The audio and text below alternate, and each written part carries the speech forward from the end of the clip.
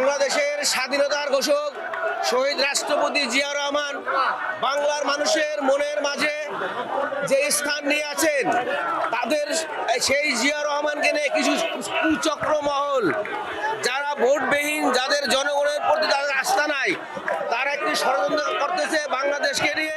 তারা এই ষড়যন্ত্র কখনোই সফল হবে না। যত রকমের ষড়যন্ত্র করুক না কেন, তাদের ষড়যন্ত্র তারা সব সময়ের জন্য ফেল হবে। তারা ভোটবিহীন। আপনারা জানেন বর্তমান যে একটি ছেলেকে মারা হলো, সমস্ত চক্রান্ত করে মেরে বিএনপির উপরে দোষ চাপানোর চেষ্টা করেছে। বাট বাংলার মানুষ এখন জেনে গেছে এই কাজটা কারা করেছে। আপনারা দৃঢ়তার সাথে জানেন বাংলাদেশ কখনো, এটা সামনে রাখবা।